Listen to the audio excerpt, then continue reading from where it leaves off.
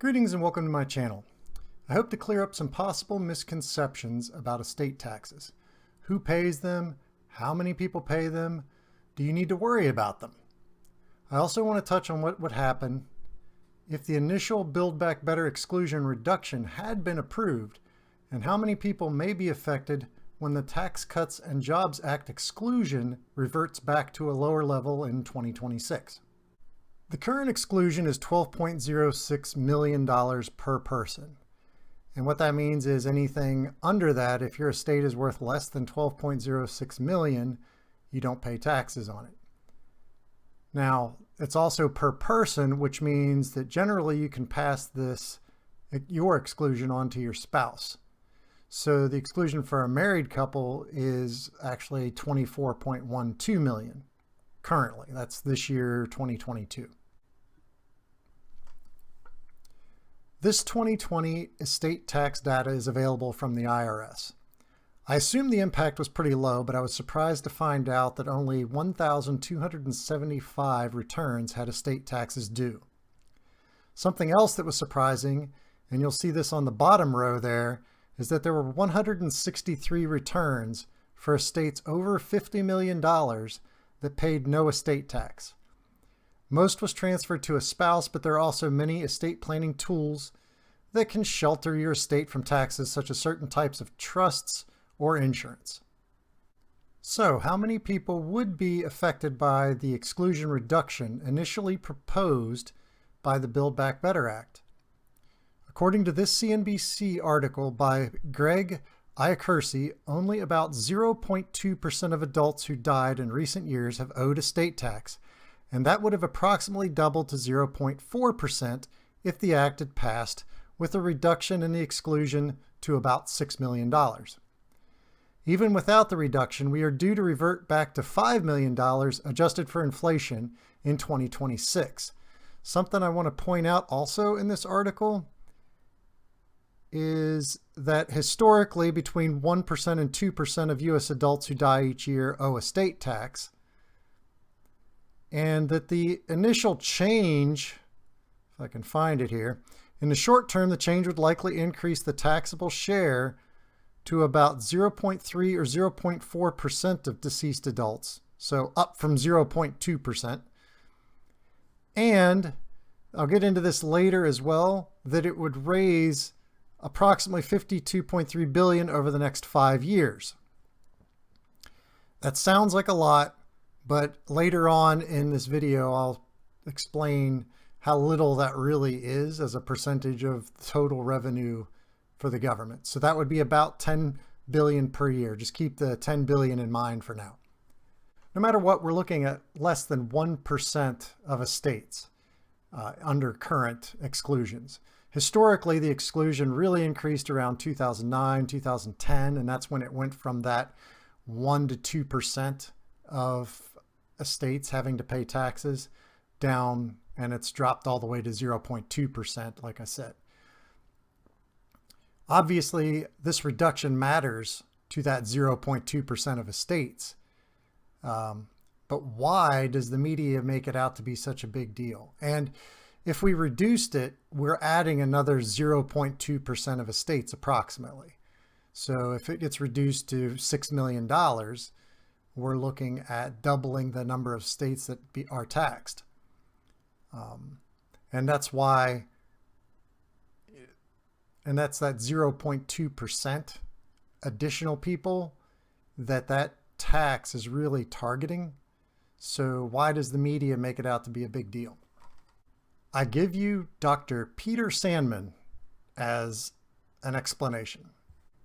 I think Sandman's equation, risk equals hazard plus outrage, can help explain. The hazard is generally the objective part, like the odds of being involved in an accident or the risk of a certain chemical causing cancer.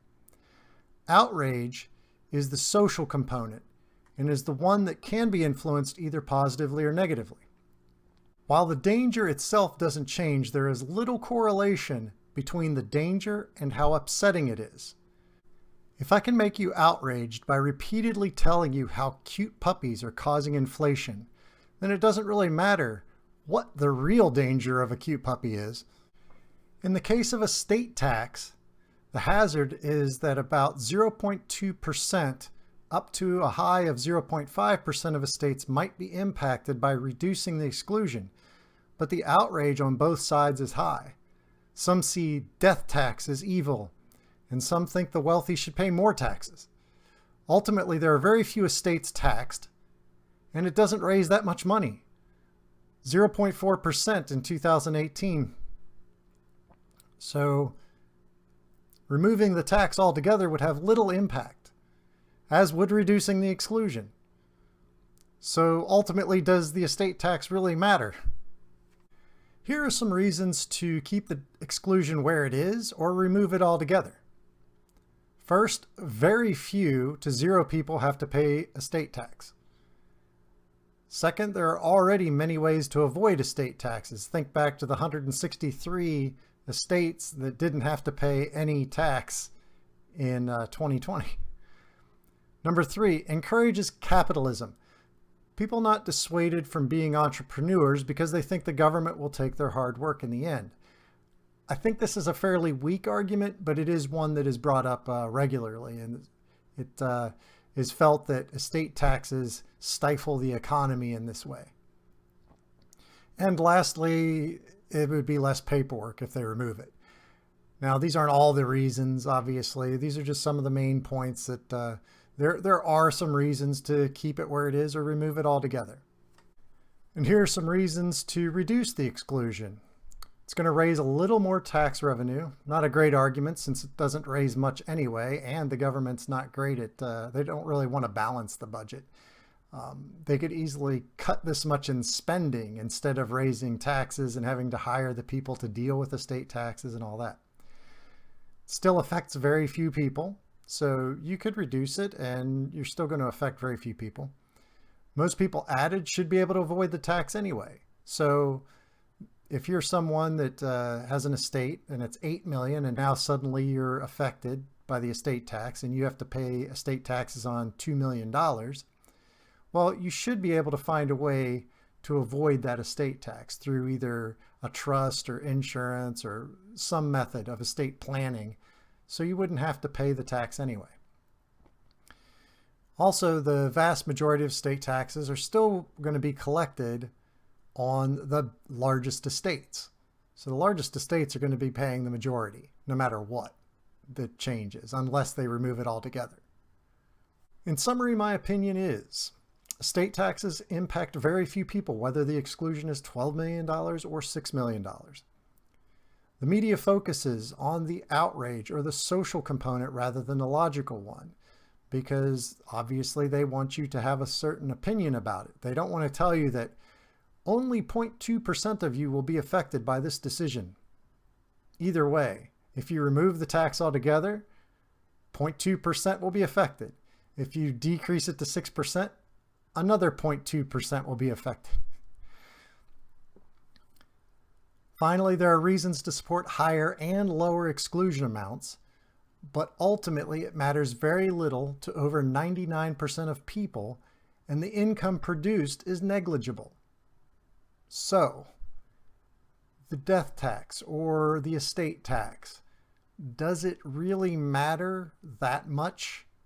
Thank you for joining me on this topic. If you have suggestions, please leave them in the comments below. If you like the video, please leave it a like and consider subscribing for more content. I plan on continuing some more tax topics over the next few months since it is tax season. And until next time, if you're going to retire, retire to something.